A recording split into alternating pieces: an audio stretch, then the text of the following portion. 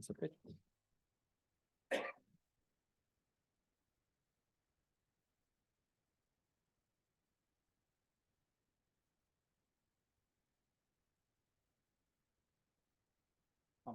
Ah, je l'ai là. Ah oui, ok. Il y en a tellement que je ne sais pas. Bon.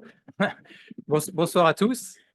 Donc, effectivement, je vais démarrer sur quelques notions sur le contexte international et puis pour redescendre après au niveau de la France et après, dans un deuxième temps, le point que nous avons fait sur l'enquête régionale et ensuite deux, trois éléments sur le Tarn, mais qui seront plus détaillés avec Michel et Jean-Michel. Et après, donc, il y aura au niveau des questions la possibilité d'aller sur un certain nombre de points. Alors, d'entrée, on peut dire qu'effectivement, d'un point de vue de la croissance mondiale, il y a quand même une année 2023 qui est plutôt résiliente. Il y a effectivement il y a eu quand même, à l'issue de ces périodes de crise, la sortie du Covid, la crise en Ukraine, donc il y a eu des facteurs importants qui ont pesé sur l'économie mondiale.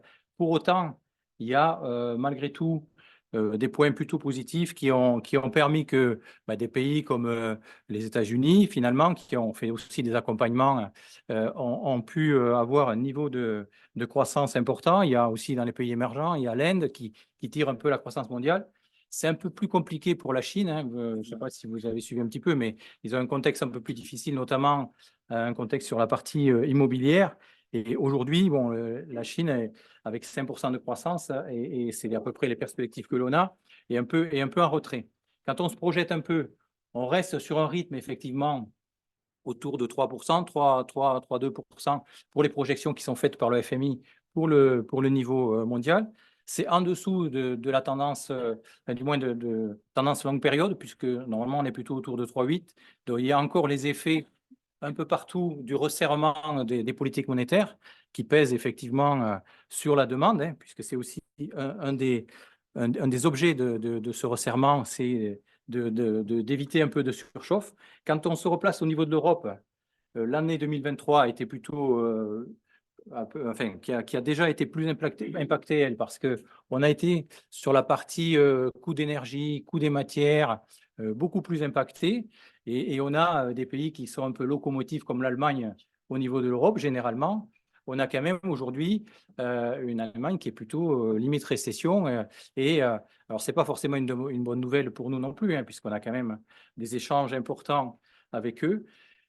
Sur côté France, en fait, on a plutôt une bonne résistance, hein, malgré tout, hein, par rapport au contexte européen, avec un taux de croissance de 0,9 pour l'année 2023.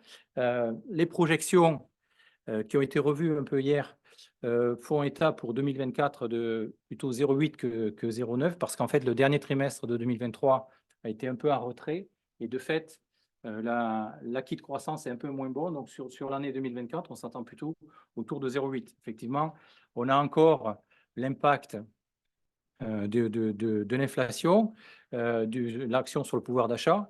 Pour autant, sur cette inflation, quand on regarde les projections, là aussi, on est plutôt sur une trajectoire qui est favorable. On a même un repli de l'inflation qui est un peu supérieur à ce qu'on prévoyait dans les précédentes projections. Et effectivement, le resserrement de la politique monétaire, le fait aussi que sur l'énergie, sur les marchés, l'énergie a quand même fortement diminué. On a aujourd'hui le sentiment que la bataille de l'inflation, elle va être gagnée, et que la perspective qui avait été annoncée d'un retour à une inflation normale à 2% en 2025 sera tenue. Aujourd'hui, la projection pour 2024, c'est autour de 2,5, les dernières projections. C'est un peu plus pour la partie sous-jacente, hein, puisqu'il y a aussi les effets qui sont liés notamment dans les services, hein. Donc, je vais y revenir un peu plus dans le détail. Alors, ces perspectives, il y a quand même, quand on regarde pour se projeter un peu sur 2024-2025, alors 2024 va rester une année assez difficile, hein, puisque on a l'effet encore au resserrement de la politique monétaire qui joue sur la demande. C'est quand même on le détaillera un peu, des carnets quand même qui sont aujourd'hui beaucoup plus resserrés. Donc, on aura une année 2024 plus difficile et on projette un retour sur 2025 et je détaillerai un peu pour la France quelques points.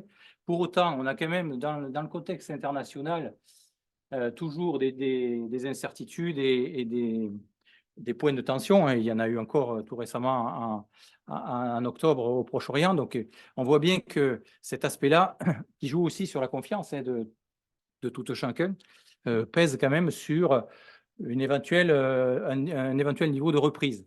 On a aussi, malgré tout, des éléments qui sont sur la partie comment dire, politique d'accompagnement. On voit que, et ça fait en ce moment un peu la une de l'actualité, on voit bien que au niveau de la France, les marges de manœuvre budgétaires, elles ne sont pas si évidentes que ça, hein, parce qu'on a déjà un niveau d'endettement qui est assez important par rapport à nos voisins, hein. Donc, ça veut dire que là aussi, les marges de manœuvre seront plus réduites. Pour autant, il y a quand même des besoins d'investissement, hein, pour financer la transition écologique. Il y a quand même, donc, il y a des sujets importants. Et là, effectivement, les arbitrages qui peuvent être faits peuvent jouer aussi sur la croissance à venir. Ce qui est plutôt favorable, c'est quand même que pour l'instant, le marché des matières premières se tient. On a quand même eu un reflux assez important. Donc, on voit que sur l'inflation, effectivement, ça a des impacts plutôt favorables.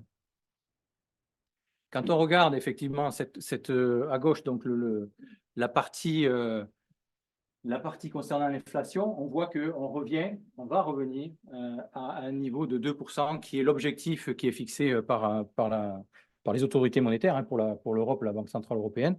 Mais c'est généralement, il y a un consensus sur ce taux de 2%. On serait même un peu en dessous sur l'année 2025-2026 pour ce qui concerne l'inflation, ce qu'on appelle totale. La différence, en fait, c'est la partie énergie et alimentation qui est plus volatile, et donc en fait on l'exclut pour avoir une norme un peu plus stabilisée.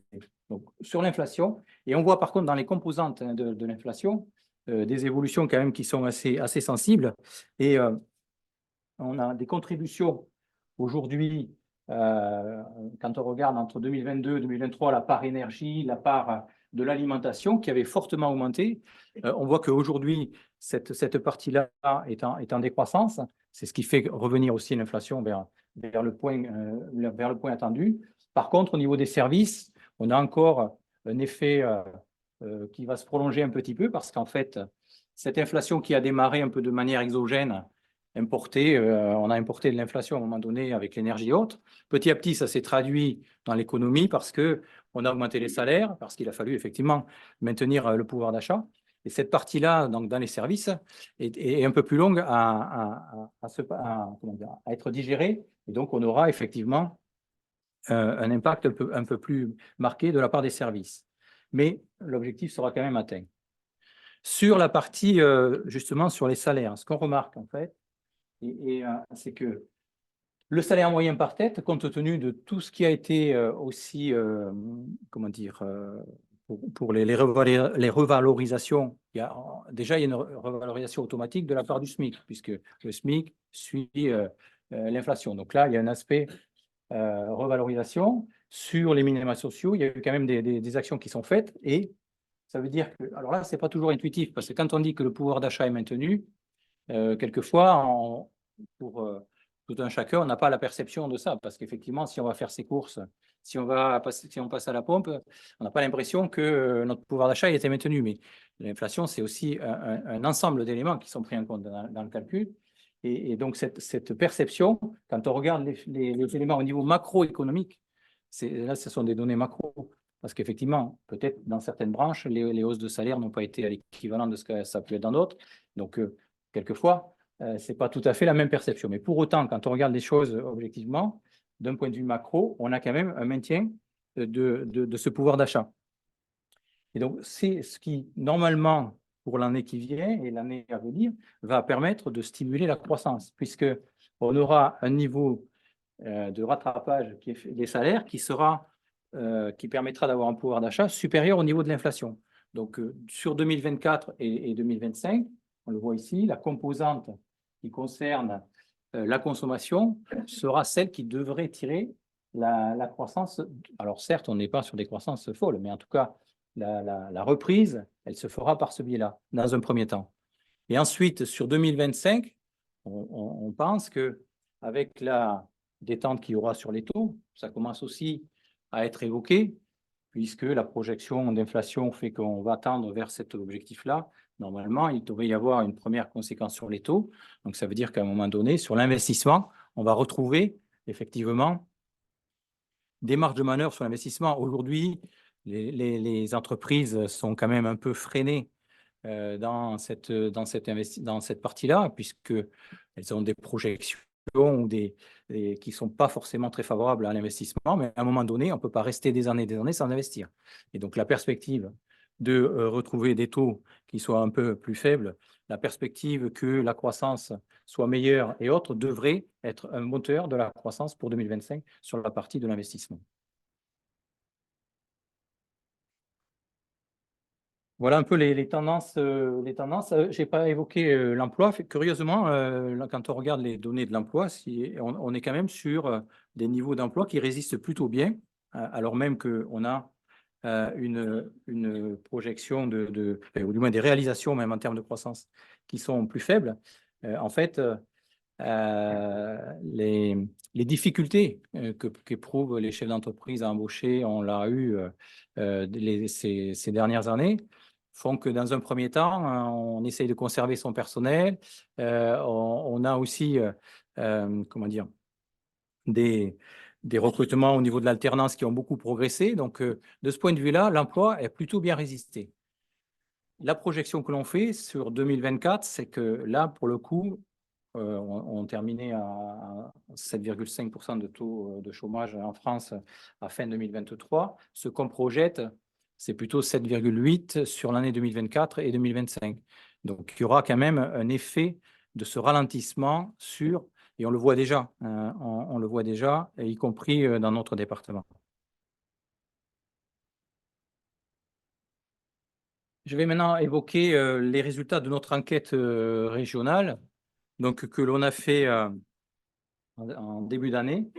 Donc, elle porte, il y a à peu près 2800 entreprises qui ont répondu à cette enquête, qui correspondent à 225 000 personnes en termes d'effectifs et 59 milliards de l'économie régionale. Donc, quand on regarde le poids, on estime qu'on a une bonne représentativité, à la fois au niveau de l'industrie, puisqu'on couvre 60%. La représentativité, on le regarde entre les effectifs des entreprises qui nous répondent et les effectifs de l'URSSAF. Donc, ça nous permet d'avoir un niveau de représentativité qui est de 60% pour l'industrie, un peu plus de 30% pour les services et 31% pour le BTP. Donc, ça nous permet, malgré tout, d'avoir des éléments assez robustes à exprimer. Quand on regarde sur quelques indicateurs de questions qu'on a posées aux chefs d'entreprise, bon, effectivement, le premier point, c'est qu'au niveau de la région, il est indéniable que l'industrie aéronautique est un moteur pour l'économie régionale. Ça, c'est une réalité. Et l'Occitanie sans l'aéronautique, c'est pas l'Occitanie. Donc, alors après, pour des départements comme le Tarn qui sont moins marqués, il y a forcément un décalage par rapport à cet aspect-là. Mais malgré tout, il y a des entreprises qui font aussi des services ou des fabrications pour le compte pour l'industrie aéronautique. Donc, ce n'est pas tout à fait neutre non plus.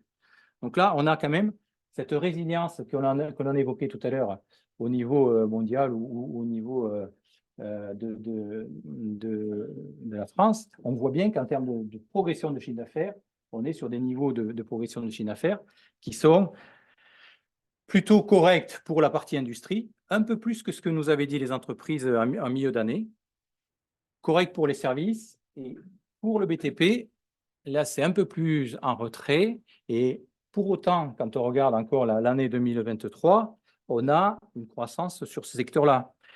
Ce qui se passe, c'est qu'en fait, on a vécu dans ce secteur-là un peu sur ces acquis, des carnets qui étaient encore suffisamment consistants pour l'année 2023. Et vous voyez que 2024 s'annonce un peu plus délicat pour ce secteur-là. Avec aujourd'hui, et notamment, et c'est plus marqué dans le gros œuvre, puisque l'aspect construction a été plus durement touché parce qu'il il y a une plus forte sensibilité de ce secteur-là au taux d'intérêt. Et dès que les taux d'intérêt ont pris quand on regarde la courbe des taux d'intérêt, elle est quand même assez pentue dans les évolutions qu'il y a eu entre 2023 et 2022 et 2023, avec 10 augmentations, et on est aujourd'hui à des taux directeurs à 4%.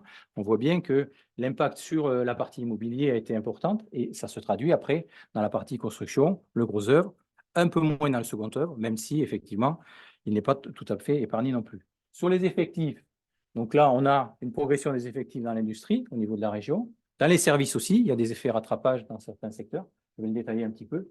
Par contre, dans le BTP, on voit qu'on a commencé déjà sur 2023 à avoir des effectifs qui se sont repliés déjà sur 2023.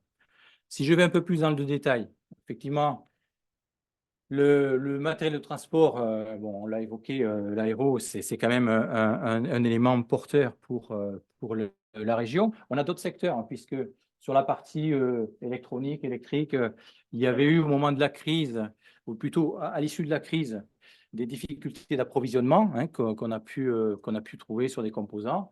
Il y a eu des secteurs qui ont été pénalisés, hein, l'automobile. Et donc, de fait, il y a un effet rattrapage dès lors que l'offre a pu se régulariser un peu mieux sur cet aspect-là, bien qu'elle ne soit pas tout à fait réglée pour tout et pour tous les composants, mais en tout cas, il y a cet aspect-là. Des secteurs qui souffrent, le bois, effectivement, en particulier, hein, puisqu'il y a eu des années très, très, très favorables, 2021, 2022, avec des niveaux, et notamment en termes de prix aussi, qui se sont un peu envolés.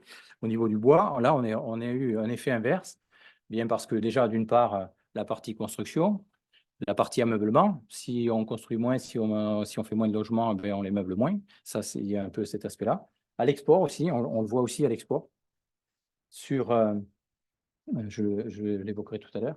Sur les effectifs, bon, les effectifs, ben, effectivement, l'aéro, avec sa progression, sa mise le ramp-up de la production, ben, forcément, il y a des besoins qui se sont matérialisés en termes de recrutement, qui ne sont pas toujours faciles, y compris enfin, même avec un niveau de chômage qui est plutôt un peu plus important que la moyenne nationale, hein, puisque on est autour de 8,8 pour la région.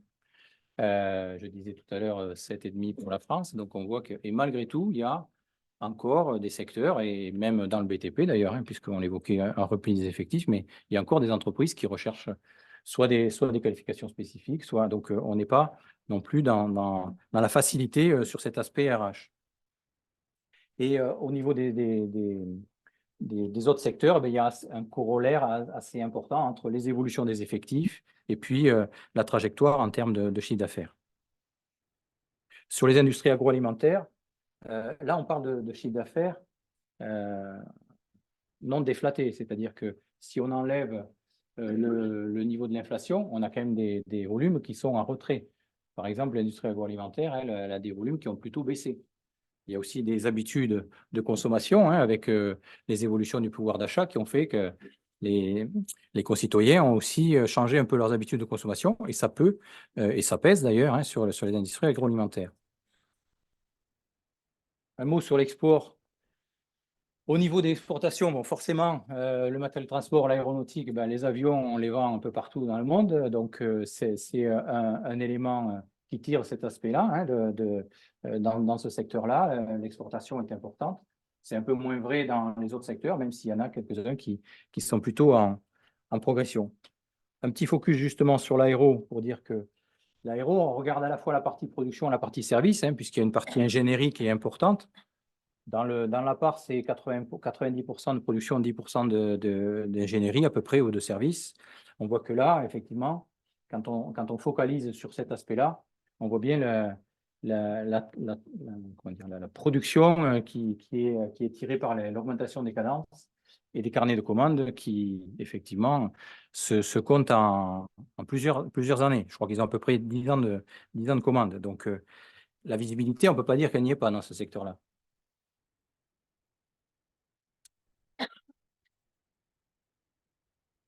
Sur les services, je l'évoquais tout à l'heure, donc il y a effectivement des secteurs qui ont été plus en progression, hein, avec aussi des effets prix, hein, il ne faut pas oublier, hein, puisque là, on est dans des évolutions de chiffre d'affaires, donc c'est des volumes et des prix.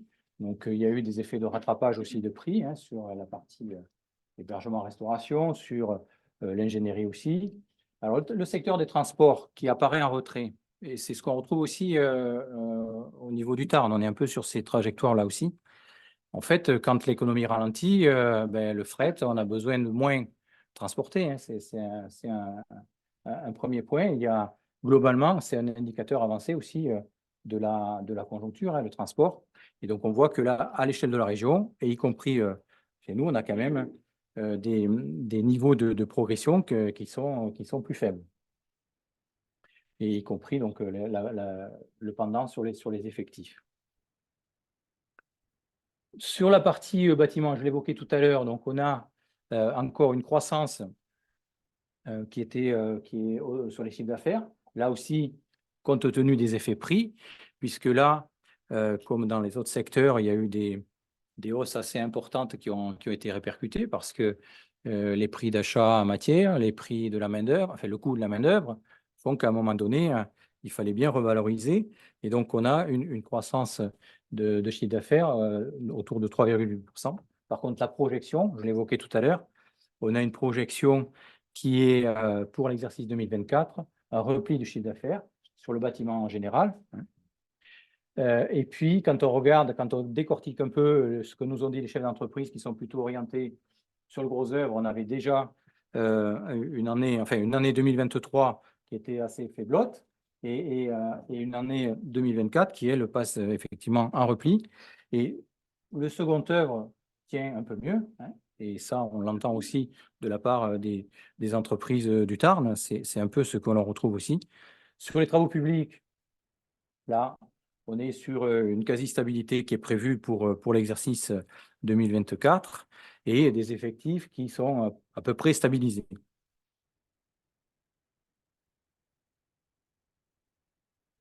Un mot sur les rentabilités. Donc là, ce sont des soldes d'opinion. Donc, entre des entreprises qui nous disent qu'elles vont avoir leur rentabilité qui sera maintenue ou qui a été maintenue en 2023, qui a baissé. Donc, on voit quand même que pour à peu près dans tous les secteurs, on a autour d'un quart, un tiers d'entreprises qui ont vu leur rentabilité qui s'effriter un peu parce que pas toujours possible de répercuter, parce que des coûts de l'énergie ou des intrants qui ont progressé plus que ce qu'on pouvait répercuter. Mais on a aussi une part non négligeable d'entreprises qui évoquent des hausses de leur rentabilité. Sur les investissements, ce qui est marquant sur 2023, c'est en parallèle avec l'industrie aéro, qui a beaucoup investi d'une façon générale pour augmenter les capacités de production, pour faire face à la demande. Et donc, on voit qu'il y a un impact sur 2023 qui ne se retrouvera pas forcément à l'équivalent en 2024. Ce que nous disent les entreprises de services, c'est qu'elles seront plus axées sur l'investissement en 2024, dans la restauration, dans les transports, dans un certain nombre de secteurs sont plutôt orientés à la hausse en termes d'investissement. Par contre, le BTP, dont la visibilité est réduite, dont les carnets sont plus contraints, mais là, par contre, effectivement, l'investissement, aujourd'hui, il est quand même mis un peu en retrait parce qu'on n'a pas forcément la bonne visibilité pour investir et peut-être aussi les capacités de le faire. Un point sur les délais de paiement. C'est un point que l'on regarde aujourd'hui parce que dans cette période un peu plus délicate, avec des trésoreries qui se tendent un peu, on voit bien que le sujet des conditions de paiement peut aussi déraper un peu. Et à peu près un quart des entreprises nous disent avoir eu des délais de paiement qui se rallongent. Et quand on regarde, nous aussi, au niveau de ce qu'on peut avoir en termes d'incidence sur les effets de commerce, on a une progression assez sensible depuis l'an dernier des incidents de paiement sur les effets.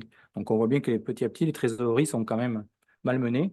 Et un premier réflexe, qui n'est pas forcément le bon, mais qui se matérialise quand même, c'est de ne pas forcément régler en temps et en heure ses fournisseurs. On le voit ça aussi. Donc, c'est un point important. Et qu'on traduit d'ailleurs, je fais un petit aparté, on traduit ça aujourd'hui un peu pour ce qui nous concerne dans la cotation. C'est un élément que l'on regarde, la qualité de paiement des entreprises, et ça peut avoir des conséquences en termes de cotation si on estime que de ce point de vue-là, il y a notamment, ça peut avoir un impact sur la trésorerie. Et si on ne paye pas, on a une trésorerie qui peut être anormalement élevée ou du moins avec un niveau qui n'est pas correct. Et nous, on le traduit aussi en termes de cotation. Bon, ça, c'est juste les éléments récapitulatifs de ce que j'ai évoqué.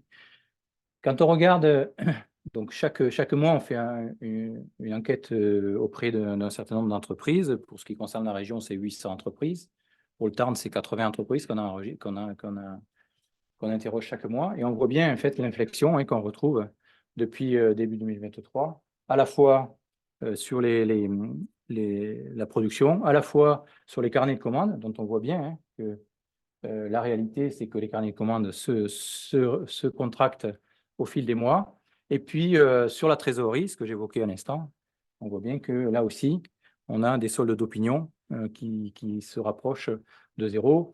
Ça veut dire qu'à un moment donné, la trésorerie qui pouvait être un peu à l'aise, aujourd'hui, elle est tout juste, quand on est à zéro, c'est qu'elle est tout juste au niveau attendu, quoi. Elle est à peu près à l'équilibre. Et dans certains cas, comme c'est un solde d'opinion, elle passe aussi en dessous.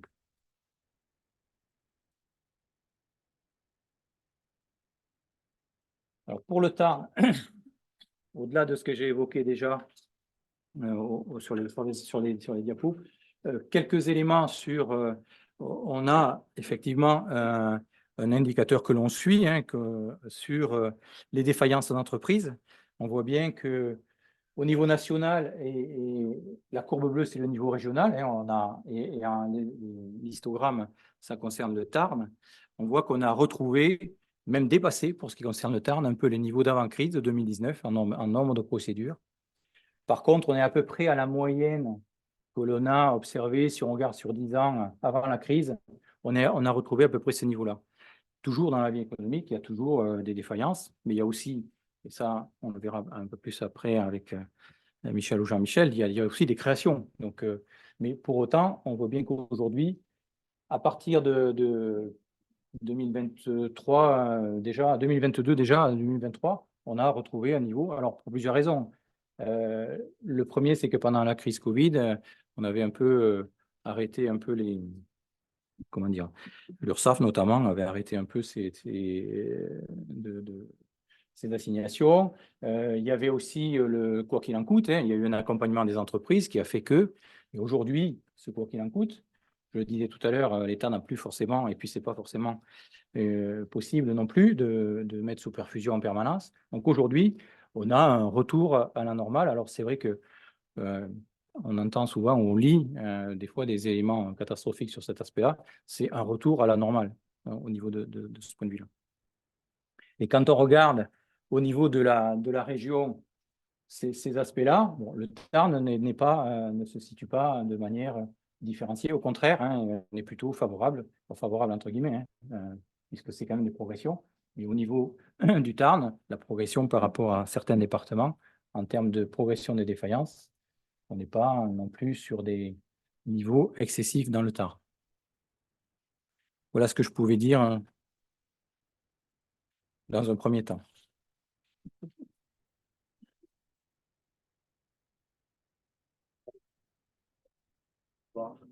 Merci beaucoup.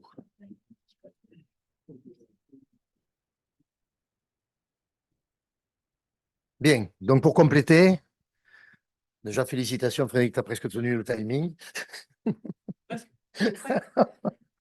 C'est bien. Non, mais comme je le disais, il y a beaucoup de données, donc c'est dur à avaler, mais derrière, je vous dis, tout ce que nous vous disons aujourd'hui sera en ligne. Donc, comme vous voyez, on est passé maintenant donc, sur le Tarn et à tour de rôle, donc avec Jean-Michel, on va vous décliner un petit peu les différents secteurs. Donc déjà, on va faire un point sur les établissements par catégorie, donc au 1er janvier 2024, et vous voyez que la répartition que vous voyez sur ce graphique. Donc, ce qu'il faut noter, c'est que nous avons au total 22 151 établissements donc à fin 2023 avec 60 584 salariés. En augmentation par rapport à 2022, parce qu'en 2022, on n'avait que 21 845 établissements et 58 954 salariés. Donc, solde positif, bien sûr, toujours en progression.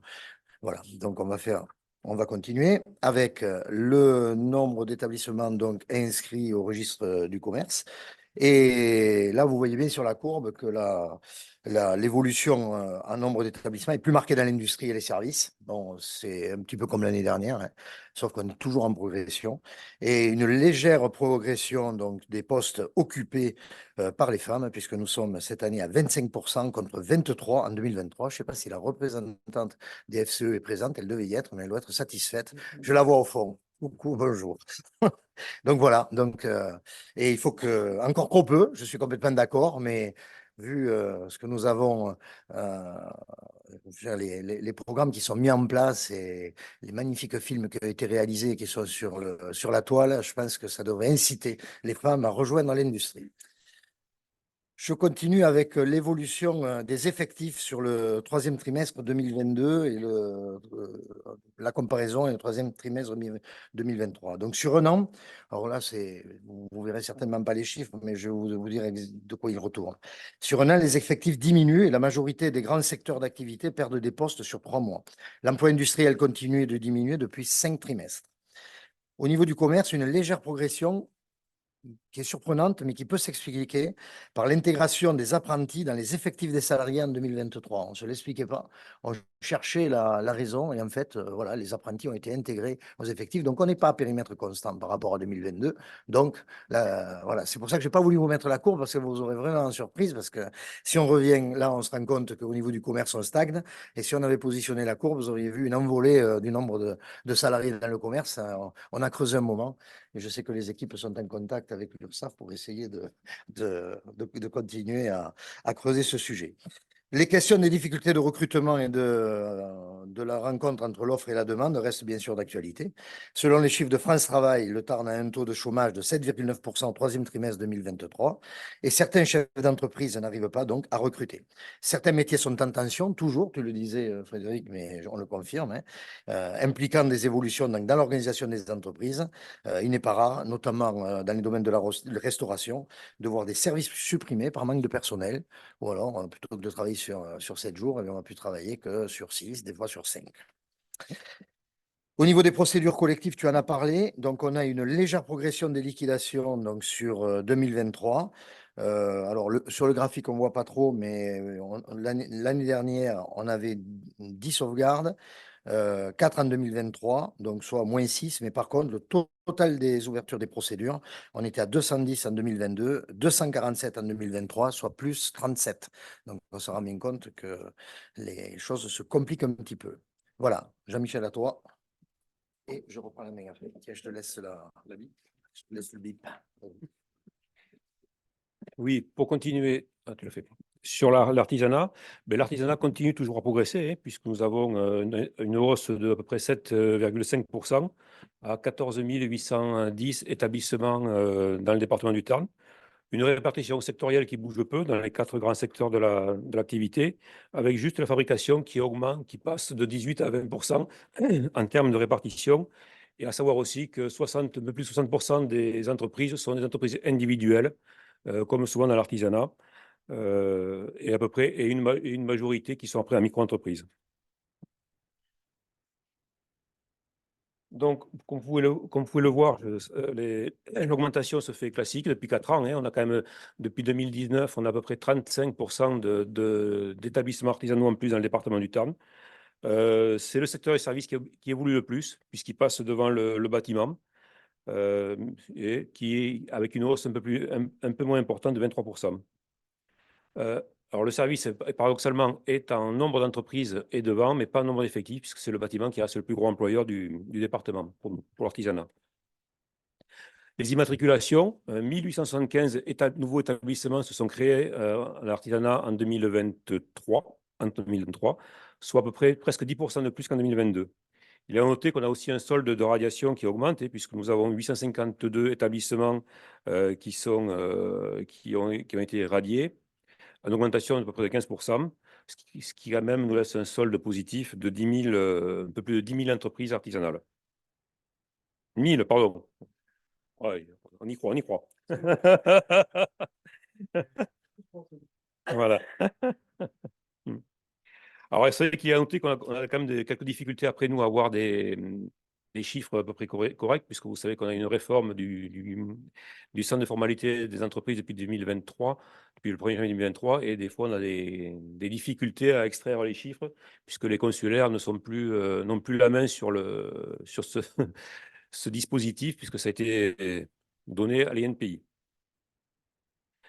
Concernant l'artisanat, un peu les caractéristiques de l'artisanat tarnais, ben, c'est majoritairement des hommes, pour 70%. Désolé, madame Gélis. Âgés d'environ 48 ans en moyenne. Il faut quand même noter qu'on se féminise, puisque nous avons quand même 28% de chefs d'entreprise qui sont des femmes, avec une constante à peu près de 6% par an. 6% tous les ans, à peu près 6% de nouvelles femmes viennent rejoindre le secteur de l'artisanat. La part de côté vieillissement, la part des 55 ans est stable, puisque nous restons à peu près à un artisan sur 4 qui est dans la tranche 55 ans, ce qui veut dire que dans les 10 ans à 15 ans à venir, on aura un quart du répertoire des métiers à renouveler, ce qui est un enjeu important pour l'économie. Et c'est à toi. Ouais, Oui, le temps que je change la diapo, je ne vous ai pas donné une valeur tout à l'heure, mais elle était inscrite, je pense que vous l'avez vu, hein, en ce qui concernait les établissements du RCS, on avait 16 000 dirigeants, donc on avait le chiffre sur la diapo, mais par contre, moyenne d'âge, 49 ans, quoi. Donc quand on sait qu'en termes de session d'entreprise, il faut à peu près 5 ans pour la préparer correctement, ça ne laisse pas une grosse latitude, hein. C'est pour ça qu'on travaille aussi à la transmission d'entreprise sur les services. On souhaitait faire un focus sur la formation. On me dirait pourquoi la formation, hein, quand on parle de baromètre de conjoncture, c'est parce qu'on a quand même, je dirais que c'est des publics qui peuvent être moyens de pallier aux difficultés de recrutement. Donc si on fait que focus là-dessus, il faut savoir qu'on a une présence territoriale avec 3 campus, hein, sur le Tarn en ce qui concerne la CCI, un sur Albi, un sur Castres et un sur Mazamet, avec 5 niveaux de formation, donc du bac pro à bac plus 5. 5 filières. La vente, la gestion, le numérique, le management industriel et l'orthopédie orthèse. Et on a un campus en commun, hein, donc, qui est le pôle automobile, hein, Maurice Émile Pezos, donc à Font-de-Labour, avec la Chambre des métiers et de l'artisanat. Il est bien entendu très, très important de bien former les jeunes. On en parle sans arrêt de métiers en tension et autres, hein. Les formations sont de plus en plus opérationnelles et adaptées aux besoins des entreprises de notre territoire, il faut le savoir. Et voilà, il est très, très important, je le dis pour les chefs d'entreprise qui sont là, hein, mais de maintenir une politique favorable à l'accueil des entreprises, des apprentis en entreprise.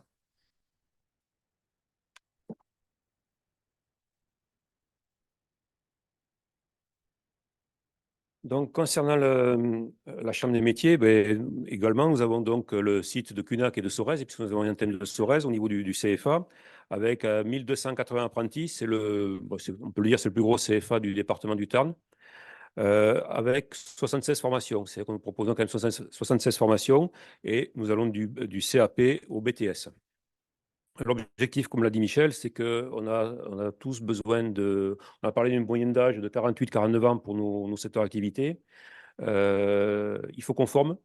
Dans l'artisanat, il faut être. Nous sommes sur des métiers essentiellement manuels. Il faut apprendre. Donc, l'importance qu'on a sur la formation en apprentissage est quelque chose de très important, puisque faut quand même savoir qu'à peu près 50% des apprentis sont les chefs d'entreprise demain, les artisans de demain. Donc, il faut absolument qu'on continue à former. Donc, c'est pour ça qu'on a voulu faire ce focus vraiment sur les formations, et sachant qu'on ouvre aussi, nous aussi, de nouvelles formations à peu près chaque année pour répondre aux besoins du territoire. Alors. Donc, je continue là. Donc, en janvier-février, nous avons lancé une enquête au niveau des entreprises artisanales du département pour avoir un peu leur état d'esprit sur 2023 et sur les prévisions qu'on peut avoir sur 2024. Bon, il y a un certain nombre, vous voyez, à peu près 370 qui ont répondu, ce qui, des fois, peut paraître peu par rapport au nombre d'artisans, mais qui est un chiffre assez intéressant. On observe quand même qu'il y a eu sur 2023 une baisse d'activité pour certains, même si je dirais globalement, l'année 2023, c'est relativement bien placé. Les effectifs ont à peu près stagné. On a à peu près 80% des entreprises artisanales qui ont maintenu les effectifs. Sachant qu'il y en a pour certains, on va le revoir plus sur 2024, qui ont une incertitude sur l'avenir et qui mettent un peu les freins par rapport au recrutement qu'ils pourraient avoir. Pour 2024, voilà, à peu près 51% des artisans qui sont un peu attentistes, je dirais, par rapport à l'évolution, par rapport à leur carnet ou leur chiffre d'affaires.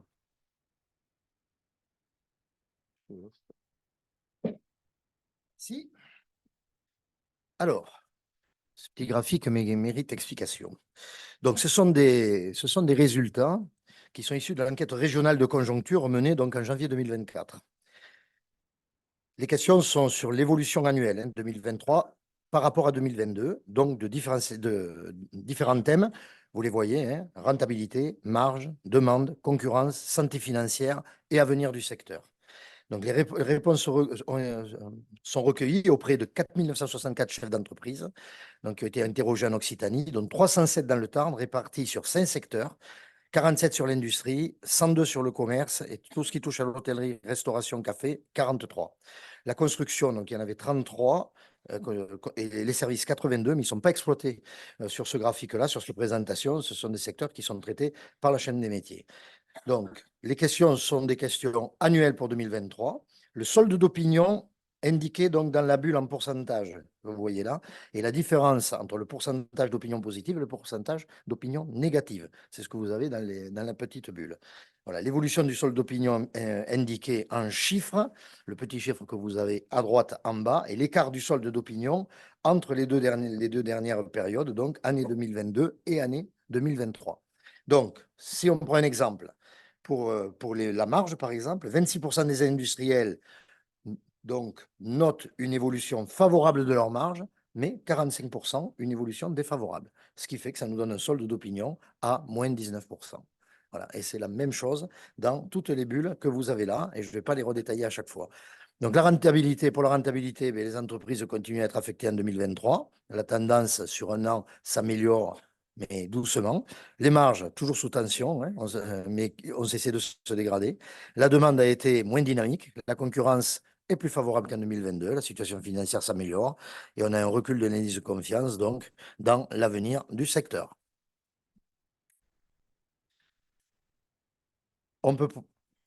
Après, vous verrez, on prendra la même chose pour le commerce. En ce qui concerne donc maintenant les secteurs, si on va prendre la mécatronique et les automatismes, donc l'usinage est plus ou moins impacté, la visibilité n'est pas très bonne, beaucoup de projets sont en attente. Et dans la métallerie, l'activité est faible. Les dirigeants anticipent une baisse de chiffre d'affaires sur l'année. On a tout bien sûr des tensions sur les recrutements, la main-d'œuvre étant aspirée par la métropole toulousaine ou des gens qui changent carrément de métier. Sur la chimie santé, une baisse de la demande s'est faite sentir au deuxième semestre dans certains secteurs, avec des productions fortement ralenties à fin 2023. La tendance des clients est au déstockage, car les difficultés d'approvisionnement pendant la période du Covid ont généré des surstocks. La plupart des entreprises doivent engager donc des projets d'investissement d'ampleur pour la réduction des impacts dans le secteur de l'énergie et de l'eau. Le secteur bien-être, produits, soins cosmétiques est resté assez performant et la tendance est à la réindustrialisation de certaines productions. Notons que les circuits de distribution spécialisés dans le bio sont sensiblement affaiblis et 2024 devrait repartir, on le pense, sur de meilleures bases. Donc, pour avoir un témoignage de la partie industrie, je vais demander à Jean-Alban de Rochette, président de Comeca, qui nous fait le plaisir d'être là aujourd'hui, voilà, et qui est président aussi de l'UMM du Tarn, de venir nous faire un petit témoignage sur un sujet qu'il connaît bien, donc l'industrie. À toi la parole. On va te libérer un peu d'espace. Voilà, je te mets la diapo. Merci bien, Michel. Merci de cette invitation, en tout cas. Et je vous remercie aussi à la Banque de France de m'avoir invité. En ce qui concerne l'industrie, écoutez, ça se porte quand même bien. Hein. Il ne faut pas dire que c'est négatif. Hein. La vision actuelle est plutôt favorable. Je dirais même que c'est toujours aussi, comme on l'a dit, c'est l'aéronautique qui porte un peu l'industrie. On a eu une croissance à 2 chiffres justement par l'aéronautique parce qu'on est arrivé à peu près au même niveau de trafic aérien avant le Covid. Donc, Ça devrait perdurer dans le temps, hein, sur 10 ans. On a 10 ans à peu près de commandes, hein, à ce qui paraît, au niveau aéronautique. Bien, je mettrai juste un petit bémol sur cette partie-là, c'est que pour les sous-traitants de rang 2 ou de rang 3, il y a quand même des difficultés de trésorerie. Et cela est dû d'abord à une augmentation des cadences. Donc, ils sont obligés de prendre beaucoup plus en trésorerie. Donc, un BFR qui se rallonge. Et de ce côté-là, le PGE fait aussi beaucoup de mal et c'est très difficile à rembourser. Donc, c'est un point vraiment qu'il faudra vraiment discuter, hein, au plus haut niveau de l'État en essayant de trouver des solutions pour lisser au maximum ces PGE pour ces entreprises en difficulté. Dans un deuxième temps, tout ce qui est recrutement, écoutez, on a quand même des commandes. C'est vrai que ça s'est rétréci en termes de commandes, mais on a quand même des besoins en effectifs. Et je peux vous en parler. Pour moi, pour la société Comeca, j'ai reçu, enfin, j'ai fait une demande, hein, d'effectifs pour l'usinage. Pendant 2 semaines, j'ai reçu 2 CV. 2 CV d'usinage, et donc qu'un seul est venu nous rencontrer. Donc, vraiment, il y a vraiment une demande forte de l'industrie. Je trouve ça invraisemblable qu'il y ait une augmentation justement du chômage. Et il faut absolument former, et je remercie aussi la CCI, je remercie aussi CMA, de mettre en place aussi les jeunes pour qu'ils rentrent dans l'industrie, mais aussi on a encore beaucoup de boulot à faire, et lui-même aussi se lance énormément sur cette partie-là. Voilà, c'est ce que j'avais à dire pour l'industrie. Il y avait aussi un point important, on a parlé du BTP, et je finirai par là.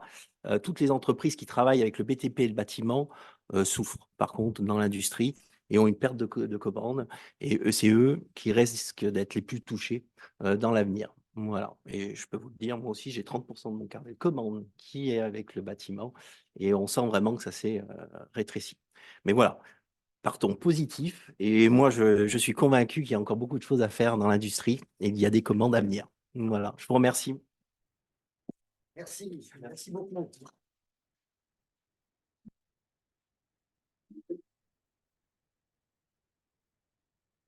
Alors, un petit focus sur l'industrie agricole et alimentaire. La période des fêtes a été plutôt favorable, limitant la baisse d'activité sur l'année. La consommation alimentaire des particuliers demeure satisfaisante, mais toujours positionnée sur des produits de base.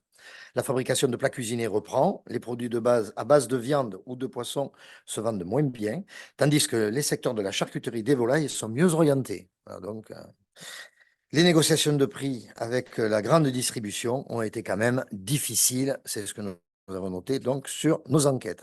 Donc, Jean-Michel, à toi la main pour la suite. Alors, concernant l'alimentaire, l'alimentaire, les artisans de l'alimentaire ont quand même été relativement impactés par la crise énergétique, hein, que ce soit les boulangers, les bouchers. 2023 n'a pas été, comme 2022, n'a pas été forcément simple, mais également l'augmentation des matières premières. Je dirais que dans l'ensemble, le secteur s'en sort pas trop mal, puisque à peu près 51% des gens qui ont répondu ont déclaré une progression, une stagnation de leur activité. Donc on est quand même sur un secteur qui s'en est pas trop mal sorti. Et il est clair que, pour reprendre moi des exemples de boulanger, il y a un an et demi, j'étais pas aussi serein quand je vois comment ils ont pu passer la crise actuellement, avec très peu de cas finalement dans le département. Après, ils ont quand même constaté une baisse du chiffre d'affaires et du résultat aux alentours de 40%. Côté emploi, ben, on voit qu'on a quand même quelques entreprises qui veulent recruter, qui ont aussi des problèmes de recrutement, je dirais qui est inhérent à nos métiers depuis quelques années. Après, c'est un secteur quand même qui voit un peu l'avenir un peu compliqué. Enfin, je pense qu'on en parlera après. C'est vrai que l'alimentaire, le panier moyen a tendance quand même à baisser. On le voit chez certains de nos ressortissants, où les gens vont peut-être arriver avec des prix, je ne veux pas dépenser plus. Et ça, c'est quelque chose, une tendance qui est quand même un peu prégnante au niveau de tout ce qui est surtout boucher ou boulanger, quoi. Au niveau des métiers de bouche. Même s'il y a une bonne activité, il y a quand même derrière, on aperçoit quand même le panier moyen a quand même quelques inquiétudes par rapport par rapport à la clientèle. Donc, je vais demander à Lionel Guéraud, qui est artisan boucher à Laconne et président de Laconne Animation Commerce, de nous parler un peu de la situation. Bonsoir. Donc, comme l'a dit Jean-Michel, je suis boucher à Laconne, dans les monts de Laconne, et aussi président de l'association des commerçants de Laconne. Donc, en fait, moi, je vais parler à titre personnel. En fait, je recoupe un peu les chiffres que nous a dit Jean-Michel. Donc, moi, j'ai eu un chiffre d'affaires qui a progressé l'année dernière, mais en fait, avec une rentabilité stable. Parce qu'en fait, j'ai toutes mes matières premières qui ont augmenté. Donc, du coup, j'ai répercuté pour conserver ma marge. La chance que j'ai eue, moi, en fait, par rapport à d'autres collègues qui sont saisonniers et qui sont de taille plus importante, c'est que je n'ai pas été trop impacté par la crise énergétique. Donc là, c'est vrai que moi, ça a été un avantage. En fait, je travaille avec mon épouse, un employé. J'ai également 2 apprentis. Mais voilà, c'est vrai que la taille m'a permis, en fait, de sortir un peu l'épingle du jeu. Il y a aussi le fait que les monts de Laconne, en fait, depuis le Covid, quoi, en fait, faut dire ce qui est, mais pour nous, ça a été très positif. Parce qu'en fait, au final, il y a beaucoup de gens qui sont venus s'installer là-haut avec tous les télétravails qui se sont mis en place, tous les systèmes de services, avec tous les emplois en fait éloignés. En fait, ils ont pu s'installer là-haut carrément. Donc, il y a des familles entières qui se sont installées. Et les maisons secondaires, en fait, les retraités, ils ont fait un peu l'inverse. En fait, ils sont venus s'installer là-haut. Ils ont laissé leur maison principale, en fait, ils ont inversé, en fait. Donc, du coup, on les a plus souvent, plus régulièrement. On a également une grosse saison touristique. Donc, juillet, août, c'est vraiment la période à pas manquer. Et comme on est quand même un peu éloigné de tout, mais sans trop, on est une région qui attire. Donc, du coup, c'est vrai que ça, on va tirer le positif de tout ça. Et bon, après, on le voit dans les chiffres. Moi, personnellement, c'est vrai que voilà, 2023, ça a été plus les matières premières, en fait, la fluctuation du marché des matières premières qui m'a impacté que vraiment, en fait, les activités de consommation, quoi. Après, voilà, je parle en nom propre, en alimentaire. J'ai d'autres collègues au niveau de l'association qui, eux, c'est un petit peu différent. Les consommations, il y a eu des périodes qui ont été un peu plus difficiles. Moi, je parle notamment au niveau du prêt-à-porter, où c'est qu'il y avait des gens, où c'est qu'il y avait des moments où c'est que c'était un peu plus réticent, où c'est qu'on attendait les soldes vraiment, où c'est que, voilà, il y a eu un autre impact. Et après, en fait, ce que je voulais dire, moi, par rapport au ressenti que disait Jean-Michel, ça a été autour des fêtes. Bon, ça fait 10 ans que je suis installé là-haut. Et c'est la première année, en fait, où c'est que les gens, en fait, ils se budgétisaient. Ils budgétisaient les cadeaux, ils budgétisaient le repas. Donc ça, c'est vrai que le repas, c'était la première fois que je le voyais. Où c'est qu'ils disaient, bon, mais voilà, j'ai 60 euros. Qu'est-ce qu'on peut manger avec 60 euros? Donc c'est vrai que ça m'a mis un peu la puce à l'oreille quand même, parce que bon, je l'avais, pour le moment, je ne l'avais pas ressenti. Et c'est vrai que là, je l'ai bien ressenti au niveau des fêtes, quoi. Après, pour 2024, bon, pour le moment, pour le début d'année, on part comme 2023. Donc, au final, je pense qu'on devrait faire à peu près la même année. Bon, voilà, après, c'est toujours ces coûts de matières premières qui inquiètent, la crise agricole qui s'y est mise. Là, maintenant, on se rend compte qu'au final, il manque de la matière première sur le marché, donc les prix restent hauts. Là, pour moi, Pâques va arriver. Là, l'agneau est en train de flamber. Tout le monde veut de l'agneau et il n'y a plus de producteurs. Donc ça, c'est une problématique. Sur la volaille, on a eu à peu près le même effet. Donc là, le canard, n'en parlons pas. Là, il y en a beaucoup qui ont arrêté, grippe aviaire et dents, etc. Donc du coup, le canard, pareil, ça se maintient haut. Il n'y a que le bœuf qui a été à peu près maintenu. Et là, bon, là, je parle au nom des salaisonniers de là-haut. Là, le cochon, là, pareil, de nouveau, il est en train de flamber parce que il n'y a plus de producteurs et il y a trop de demandes sur le marché. Donc, ça, c'est vrai que c'est des problématiques qui sont quand même assez particulières parce que bon, il y aurait la capacité de le faire, mais bon, voilà, c'est pas fait. Et bon, en attendant, le temps que ça stabilise, voilà, si on veut conserver nos marges, eh bien voilà, faut qu'on joue avec le marché, mais bon, voilà, on n'a pas le choix, on n'a pas le choix. Donc voilà un peu ce que j'avais à dire sur l'alimentaire, sur mon secteur. Voilà. Donc c'est dans les mondes de la code. Merci beaucoup. Merci. Avec plaisir.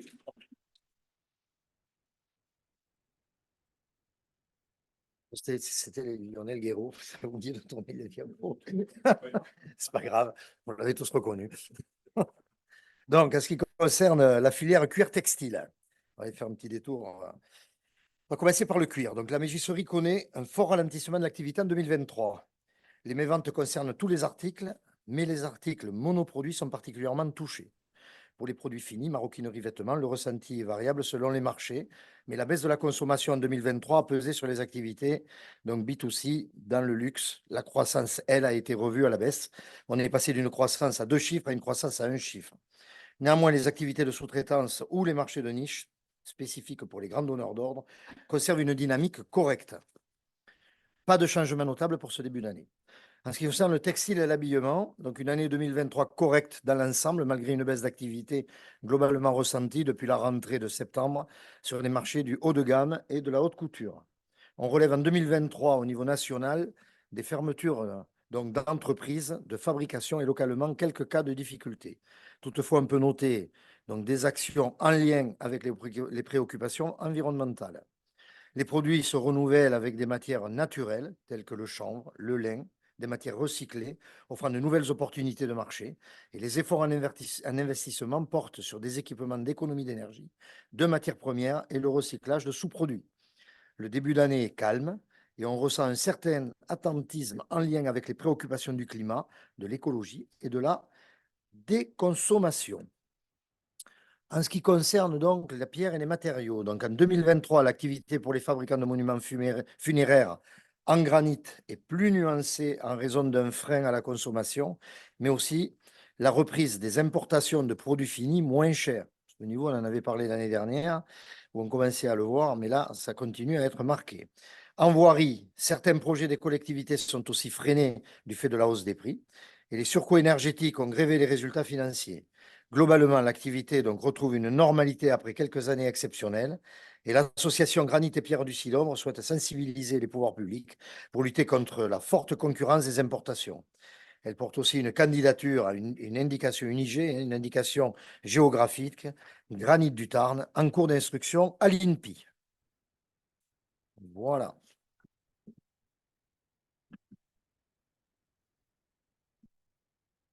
Donc après l'alimentaire, nous passons au secteur de la fabrication, qui est un secteur très diversifié, puisqu'il comporte, on va travailler les métaux, on travaille le textile, le bois, le cuir, l'habillement, la pierre. C'est un terme d'activité qui a été en progression en 2023, puisque 39% des répondants ont dit que leur chiffre d'affaires avait augmenté. Mais c'est également des activités qui ont subi des fortes hausses coûts de l'énergie. Et la volatilité des marchés, ce qui explique que la rentabilité n'est accrue que pour 27% d'entre elles. C'est également un secteur qui déclare la plus grande stabilité de leur effectif, avec 80% de nos répondants.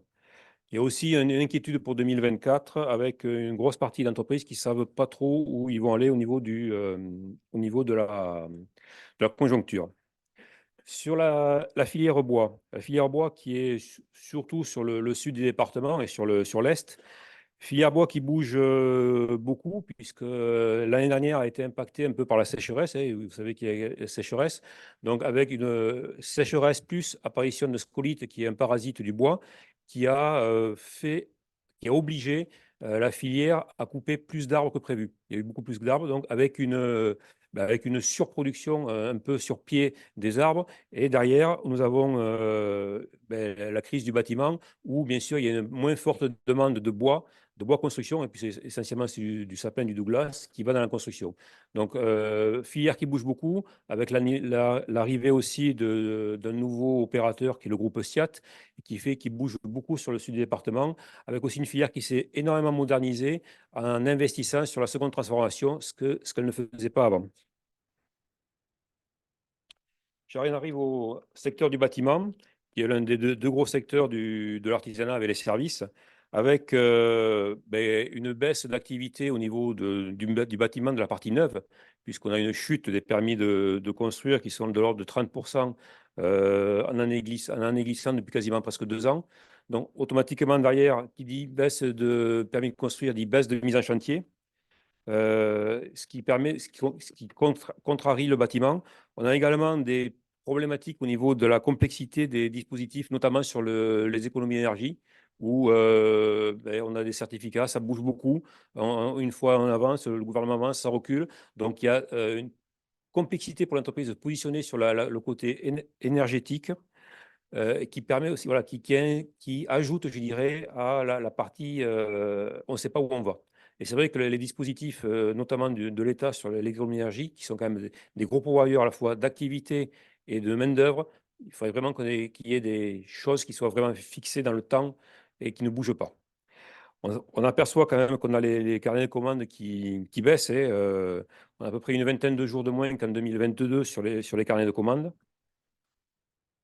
L'emploi salarié baisse également au niveau de l'artisanat, du bâtiment. On a une baisse, surtout au niveau national. Alors, le TAN, pour l'instant, est, je dirais, en stabilité d'effectifs, sachant quand même qu'on a des inquiétudes pour l'avenir, même si dans le panel des entreprises qui nous ont répondu, et qui peut varier, parce qu'après, je sais très bien que dans la partie neuve, vraiment, la grosse partie compliquée, c'est la construction neuve, hein, puisque la primo-accédant a fortement diminué entre les permis de construire, la hausse des coûts, des taux de crédit, la hausse des matériaux fait que l'accessibilité des primo-accédants devient de plus en plus compliquée sur nos territoires. Après, on peut voir quand même qu'il y a des projets d'embauche, puisqu'on avait une trentaine de salariés et une vingtaine d'apprentis qui sont en recrutement. Même, je dirais que si le bâtiment baisse, ce qui est le cas, on a une baisse d'activité et ça impacte beaucoup de services et d'autres activités. Quand le bâtiment va, tout va. Quand il ne va pas, eh bien, beaucoup d'entreprises qui travaillent autour ne vont pas. On a quand même cette stabilité à peu près dans le département du Tarn à nuancer entre les entreprises et même le territoire. Parce c'est très, très compliqué, c'est très hétérogène. Il est très difficile d'arriver à dire tout le secteur va mal ou tout le secteur va bien. C'est une des particularités. À toi. Ok, donc de la même manière qu'on l'a fait pour l'industrie tout à l'heure, on va faire donc un focus sur le commerce. Donc je vous rappelle un petit peu, on va reprendre un exemple.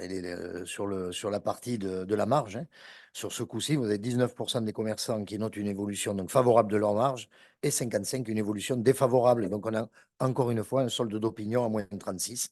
Et en 2022, le solde d'opinion donc était de moins 40. Donc, l'évolution du solde d'opinion est positive, mais de 4 points uniquement. Voilà. Donc, si on regarde un petit peu toutes les bulles, vous voyez que quand on regarde la rentabilité,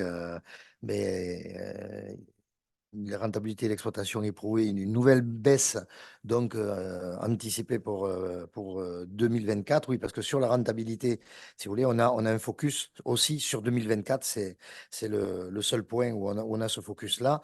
On voit qu'il est moins marqué que 2023, mais on est quand même encore marqué. Les marges commerciales donc, sont tendues et ont cessé de se dégrader en tendance.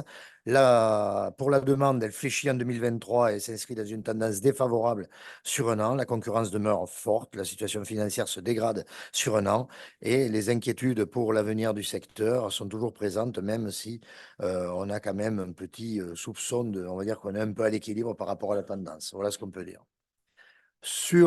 Donc pour continuer sur le commerce, donc globalement, l'année 2023 a été fluctuante dans le commerce et très variable selon les secteurs d'activité.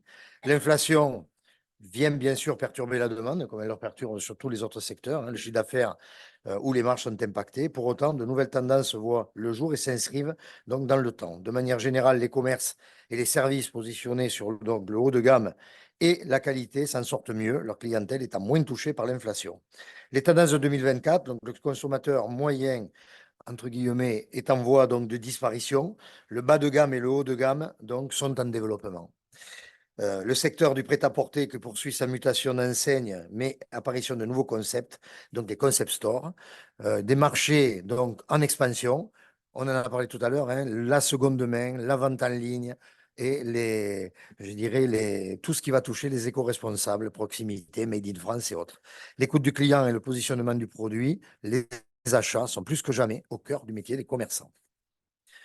Focus sur l'hôtellerie et les cafés-restaurants, hein. Donc, Si je reprends toujours pareil sur les marges, 26% des professionnels des HRC notent une évolution favorable de leurs marges et 62% une évolution défavorable, donc encore un solde d'opinion négatif. Et en 2022, le solde d'opinion donc était de moins 58%. L'évolution du solde d'opinion est donc de plus 22 points. Voilà. Donc si on regarde la rentabilité d'exploitation, elle est impactée par une demande moins dynamique en 2023. Donc, il y a des prévisions de baisse. Les marges restent sous pression, mais cessent de se dégrader en tendance. L'évolution donc défavorable de la concurrence, toujours pareil, et malgré un contexte difficile, l'indicateur de santé financière évolue positivement. L'avenir du secteur suscite toujours des inquiétudes, mais s'inscrit dans une tendance stable. Donc, on voit bien quand même sur l'évolution des marges que on a un arrêt de la dégradation, mais qui est aussi lié au fait que on a moins de tension sur toute la partie de l'énergie et autres. On sent que c'est en train de se réguler. La saison touristique donc, de 2023 a été en deçà de celle de 2022, avec un relatif maintien de l'activité en hôtellerie de plein air et une baisse du taux d'occupation en hôtellerie marquée par un printemps en dessous des attentes malgré un mois de mai riche en jours de fériés et de ponts, une saison estivale qui a débuté assez tardivement pour les professionnels tarnais avec un mois de juillet désavantagé par un calendrier scolaire décalé, et il n'y a pas que dans le Tarn, une bonne arrière-saison septembre-octobre grâce à une météo clémente qui a favorisé les courts séjours. Des difficultés de recrutement en hôtellerie et en restauration, on en a parlé tout à l'heure. Maintien du niveau donc de revenus par chambre, hein, voilà, du fait de l'augmentation du prix des chambres. Et bon, je dirais, c'est pas une anecdote, mais vous savez qu'il y a eu une organisation d'un workshop sur Albi en 2023 auquel 10 CCI ont participé, donc, qui s'appelle Mirabilia et qui a été une grande réussite. Et sachez qu'en octobre 2023, il y a eu cette création de cette association Mirabilia où on a réussi à inclure 15 CCI adhérentes. Donc, et en novembre 2024, ce workshop aura lieu à Dijon. Donc, c'est une organisation qui permet le développement de nos industries touristiques. À ce jour, l'hôtellerie de plein air affiche une bonne tendance de réservation pour 2024.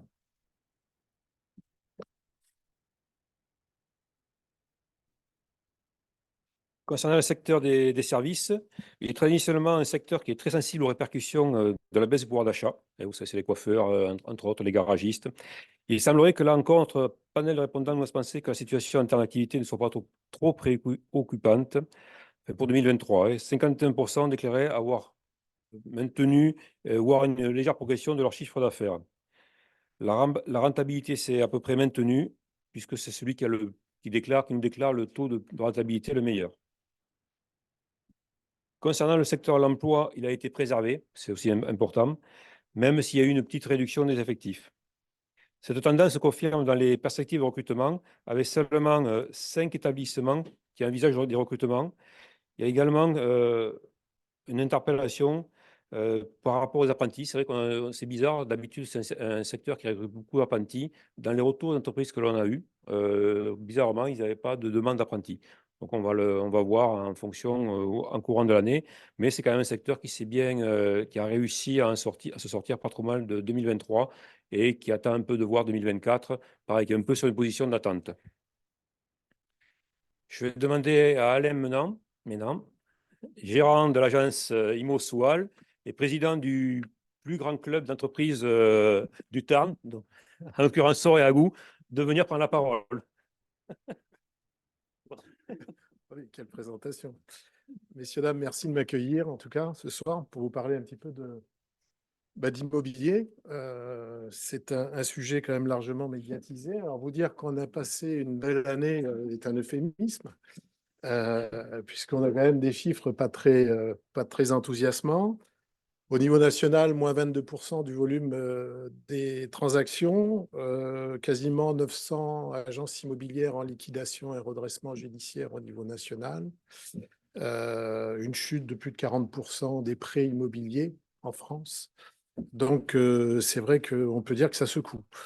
Ceci étant dit, dans le Tarn, ça ne se passe pas si mal que ça, eu égard à ce que nos collègues vivent en Haute-Garonne, puisqu'en 2023, on était sur une baisse à 21% de volume de transactions, alors que nos voisins haut-garonnais dépassaient les 30%.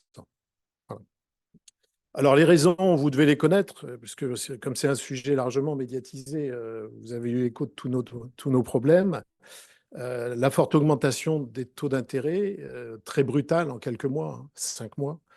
L'impact du taux d'usure, effectivement, une nouvelle donne quand même dans l'attribution des emprunts. Également, donc, les nouvelles exigences en termes d'apport, hein, lorsqu'on veut acheter. On peut parler aussi de l'augmentation très importante du coût des matériaux, en moyenne 30%, impacter forcément le marché. Des révisions réglementaires impactant aussi le marché des terrains à bâtir.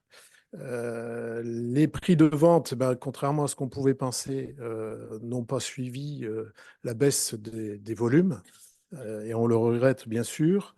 Et puis, grosso modo, vous dire qu'on a tous perdu au niveau des ménages en France 15% de pouvoir d'achat immobilier. Donc tout ça, c'est très impactant. Donc on l'a vécu manifestement, on parlait des primo-accédants ensemble, la disparition complète des primo-accédants sur le marché immobilier, réservé, qui s'est rétréci quasiment à quelques acheteurs qui avaient soit vendu leurs biens, plutôt des seniors, et à quelques investisseurs qui ont tenté encore l'aventure dans la pierre. Alors, je ne peux pas faire non plus l'abstraction en parlant d'immobilier du marché du neuf. Forte baisse de la production de logements en France, du jamais vu, je pense. Et bien sûr, en termes d'emploi, quand on voit ce qu'annonçait la Fédération française du bâtiment, c'est vrai que ça fait un peu peur. Alors, on n'est pas là pour pleurer, et d'aucuns diront c'est un retour à la normale. Je crois que j'ai cru entendre ça. Mais bon, quand on est chef d'entreprise dans ce secteur-là, on s'habitue au luxe, c'est comme dans tous les domaines. Plus proche de nous, dans le Tarn, la baisse des volumes, un marché locatif quand même assez vieillissant, un parc locatif assez vieillissant. Ces problématiques donc d'accession à la propriété ont eu un impact forcément très important sur le marché de la location. Chez nous, ça s'est très, très clairement senti avec l'augmentation des difficultés à obtenir un logement. Même dans le côté périurbain ou rural de notre secteur. Je vous parle du Sud Tarn en tout cas. Et c'est vrai que ça devient très inquiétant. C'est un sujet qui me tient à cœur, puisque acteur du marché locatif. Et c'est vrai que ça fait 3-4 ans maintenant que j'alerte les politiques, puis que je ne vois rien venir. Bon, encore un petit message subliminal à faire passer. Alors, me direz-vous, dans ce constat un petit peu morose, les perspectives 2024, on ne sait pas trop à quelle sauce on va être mangé. La FNAIM annonce une nouvelle décroissance de 10% de volume de transactions et une disparition encore assez massive des agences immobilières. Donc, ce n'est pas forcément avec un grand optimisme que je vous parle ce soir. Néanmoins, je reste optimiste parce que ça fait partie de mon ADN. Et particulièrement en Sud-Tarn, vous n'êtes pas sans savoir que nous allons enfin nous désenclaver, à l'instar de ce que vous avez connu ici, même si ça nous coûtera un petit peu plus cher.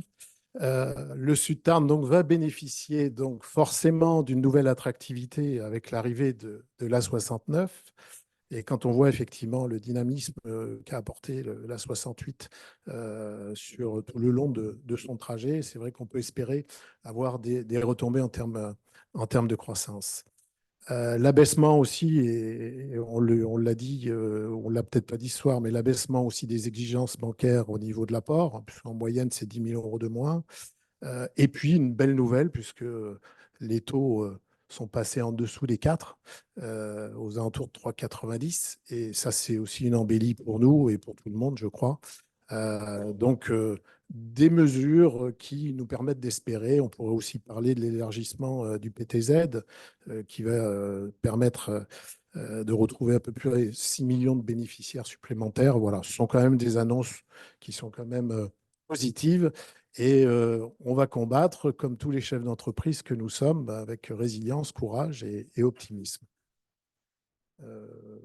Je dois parler du club entreprise tout de suite, ou pendant que j'y suis, on m'a dit tu parles du club entreprise. Alors, je ne sais plus trop quoi dire parce qu'avec avec la présentation dithyrambique de Jean-Michel, écoutez, le club entreprise se porte à merveille. Désormais, donc on a plus de 110 adhérents et effectivement, on peut dire qu'on est un des plus dynamiques ou représentatifs dans le Tarn. surtout eu égard au périmètre qui est le nôtre. Parce que Soragout, je ne sais pas si vous voyez où c'est entre Morez, Copon et Viviers-les-Montagnes, 26 communes, c'est quand même pas là où se passe le plus grand dynamisme économique du département. Ceci étant dit, on a de l'avenir, vous l'avez bien compris. Et donc, on surfe un peu sur la vague. Bon, composition très éclectique du club d'entreprise, TPE, PME. On a bien un petit groupe emblématique quand même du Tarn qui fait partie aussi de nos adhérents. Beaucoup de jeunes entrepreneurs, ça c'est très bien pour les vieux croutons que nous sommes. Et également aussi beaucoup de femmes qui nous rejoignent. Ça, c'est un grand plaisir. Alors, je ne sais plus qui est la dame là, qui est concernée. On est là et on attire les femmes. C'est très bien. Nos marqueurs, ben, écoutez, une forte identité territoriale, vous l'avez compris. Donc, beaucoup de convivialité, des échanges et vraiment un club qui se veut catalyseur d'énergie et de collaboration. Moi, je crois beaucoup à ça. Nos adhérents, grosso modo, vont plutôt bien, inquiets, des problèmes de trésorerie, comme tout le monde. Ça, c'est clair. La croissance, ben, on passe un petit peu dessus. On essaye de maintenir tout ce qui marche à peu près bien. Mais certains secteurs en croissance, hein, tels que les métiers de l'informatique, les métiers du web, hein, qui sont quand même en croissance, et puis celui aussi des énergies renouvelables. Voilà, c'est quelques exemples qui sont remontés. Quelques inquiétudes aussi, on m'a fait part de quelques inquiétudes, on parlait de PGE, alors c'est vrai, le PGE, ça fait un peu mal sur certaines entreprises qui ont aujourd'hui un devoir d'investir assez fortement en termes de RSE, en termes de cyber, et c'est vrai que ça pose parfois un problème parce que les échéances sont là et on ne va pas pouvoir tout faire. Les problématiques certainement de foncier qui vont être les nôtres, hein, avec l'autoroute, c'est vrai, les implantations d'entreprises ou alors éventuellement des transferts de lieux d'entreprise. Ça reste un vrai sujet parce que vous n'êtes pas sans savoir aujourd'hui qu'on a des contraintes réglementaires majeures, notamment les ZAN, qui nous interrogent aussi sur la suite des événements. Parce qu'avoir l'autoroute, c'est bien, mais bon, si c'est pour ne pas pouvoir accueillir les entreprises, c'est beaucoup plus problématique. Alors oui, la dynamique du CESA est notoire. Notre association est passée en 2 ans et demi de 40 adhérents à 110.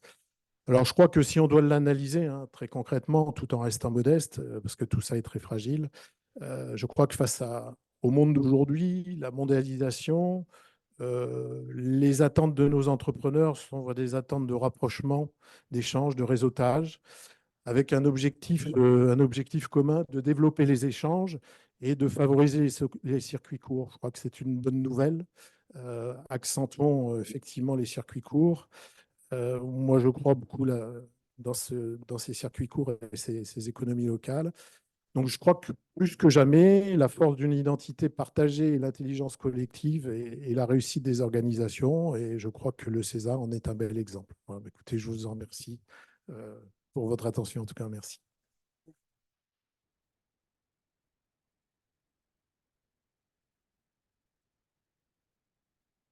Merci, Alain.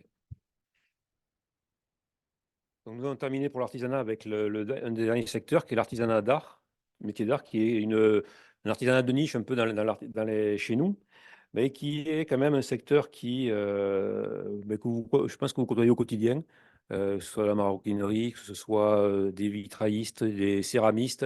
Il y a 250 métiers dans l'artisanat d'art, donc c'est très diversifié. C'est un secteur qui s'est bien porté en 2023, contrairement à ce qu'on pourrait penser.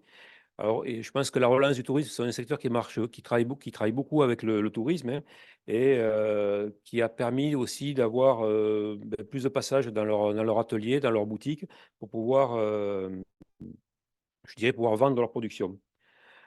C'est aussi un secteur que la Chambre des métiers aide beaucoup, nous mettons en place des manifestations comme les Journées européennes des métiers d'art, comme les Journées européennes du patrimoine ou un concours départemental des métiers d'art, ce qui permet aussi de les mettre en visibilité. C'est souvent des artisans qui sont tout seuls.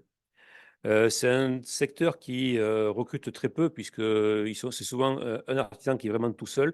Juste un petit chiffre, dans le département du Tarn, 93% des ressortissants de la Chambre des métiers, ce sont des 0,5 salariés. Donc, voilà, c'est une particularité de l'artisanat. Concernant un peu 2024, les artisans d'art sont cependant à peu près, je dirais, optimiste, voire serein pour cette année, malgré un peu, pareil, l'impact qu'ils ont eu sur le coût des matières premières et de l'énergie. Mais je pense que c'est comme tous les secteurs de l'activité. Michel.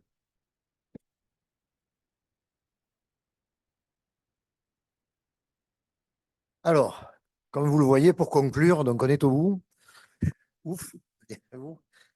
Les deux diapos que je vais vous présenter là sont issus d'une enquête que nous appelons la grande consultation des entrepreneurs que fait CCI France avec Opinionway. Et voilà, et on est nous informés régulièrement de ces infos et c'est très très important parce que ça nous donne vraiment des tendances au mois le mois et on n'a pas d'inertie.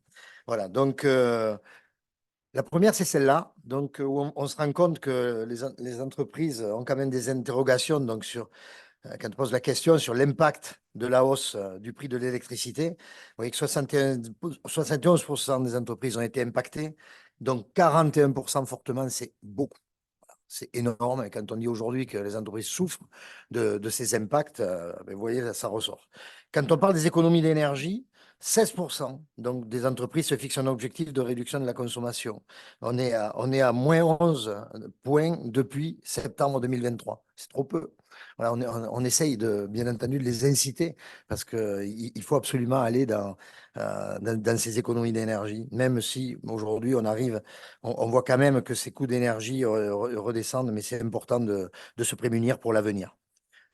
Les PGE, Frédéric, on l'a évoqué à plusieurs reprises, 29% des dirigeants ont contracté un PGE, 9% ont demandé un report du remboursement et 16% ne savent pas que c'est possible. Donc, on a encore à communiquer là-dessus, sur certaines conditions, bien entendu, mais c'est possible. Voilà, donc, vous le voyez, une année 2023 en demi-teinte avec des questionnements liés au coût, donc bien sûr, de l'électricité, d'énergie, remboursement des PGE, les difficultés à recruter, à la demande qui stagne dans certains secteurs, mais on a quand même des signaux positifs. Et alors, quand on pose la question aux chefs d'entreprise, 73% ont confiance dans la perspective de leur entreprise. Et là, je rejoins un peu ce qu'a dit en conclusion Jean-Alban Rochette tout à l'heure. C'est vrai, j'ai perdu 30% de mon chiffre d'affaires, je le fais avec le bâtiment qui prend une grosse gifle. J'ai connu ça parce que mon entreprise était dans le bâtiment, j'ai vécu ça. Et malgré tout, 73% ont confiance dans la perspective de leur entreprise. Voilà, donc les chefs d'entreprise gardent le moral avec un indice de confiance jusqu'à 73%. Le départ du département du Tarn subit les mêmes chocs, inflation, guerre, mais il reste résilient, je l'ai souvent dit, grâce à la variété de ses activités.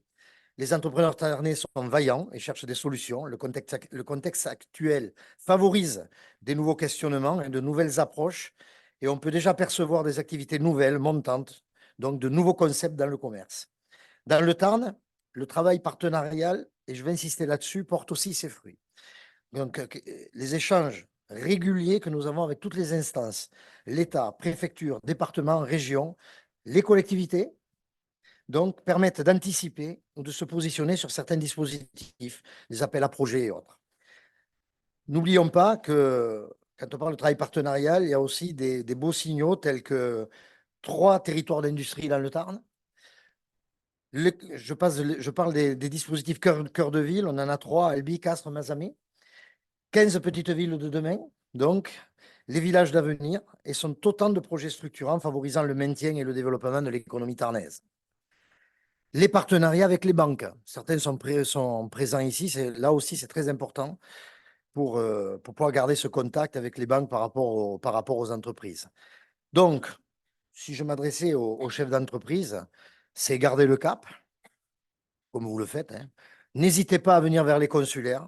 Les équipes, bien entendu, sont là pour vous accompagner, notamment dans tous les domaines des transitions que vous êtes obligés de mener dans vos entreprises.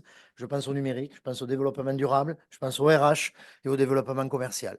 Donc, nous, on reste, même si je dirais, les temps sont durs, on a vécu une multitude de crises, mais les entrepreneurs en ont l'habitude.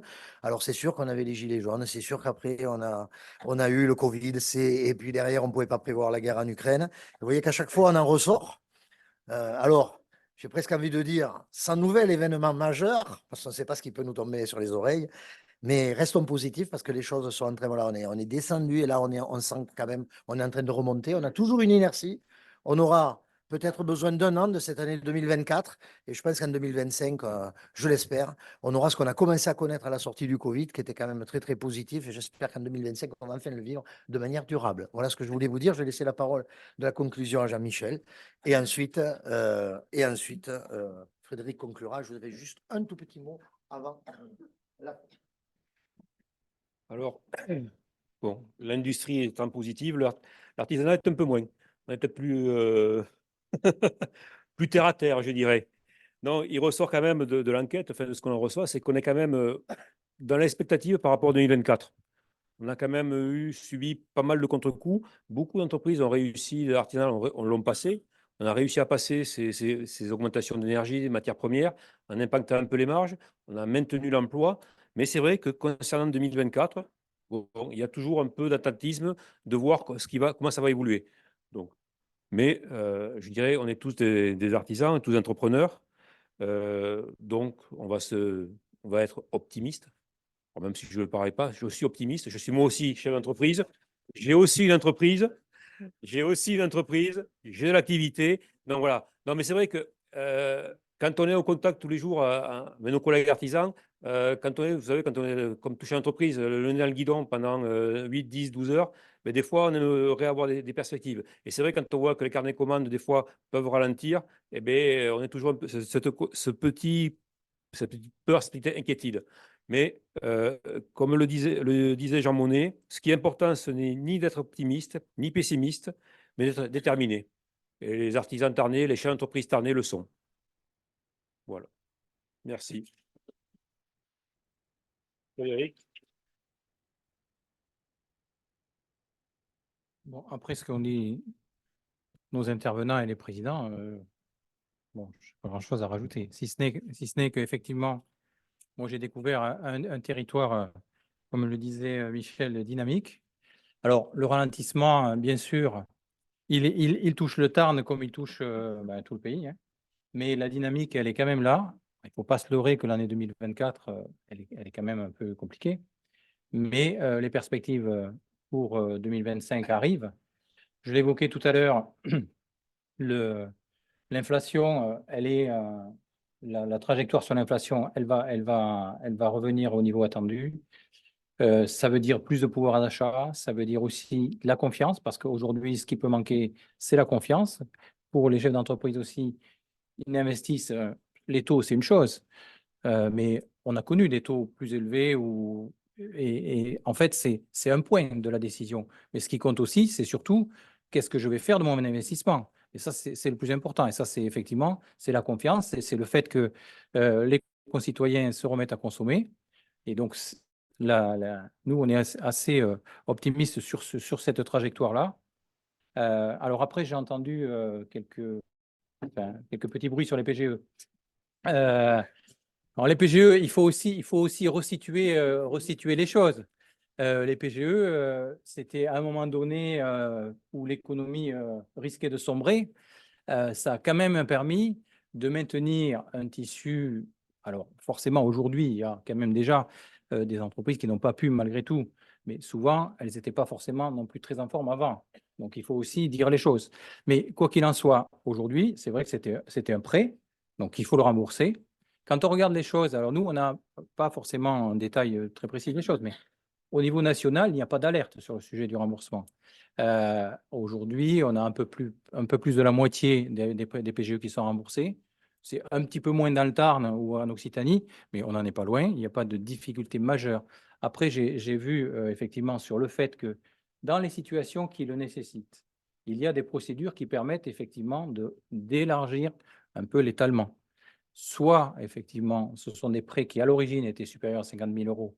Il y a une procédure qui fait qu'il faut passer par le conseiller départemental qui s'occupe des entreprises en difficulté, qui, lui, va faire l'aiguillage entre les situations qui nécessitent d'être accompagnées vers un étalement et les situations qui sont plus obérées, où là, la partie, le tribunal est plus à même de gérer. Soit, ce sont des PGE qui sont en deçà de 50 000 euros. Et là, vous pouvez saisir directement le médiateur. Et le médiateur, c'est un grand mot, c'est mon adjointe Valérie et puis moi. Donc, on essaye après, effectivement, de négocier avec, je vois un certain nombre de banquiers dans la salle, de voir comment est-ce qu'on peut étaler. Et effectivement, on peut échelonner sur 2 ans de plus, voire 4 ans de plus. Donc ça, pour les entreprises qui, effectivement, le méritent et ont une visibilité et une perspective, il ne faut pas hésiter. Après, on verra ce qu'il en est, c'est de la médiation. Mais en tout cas, il ne faut pas hésiter. Voilà ce que je peux dire. Et puis, bon courage à tous.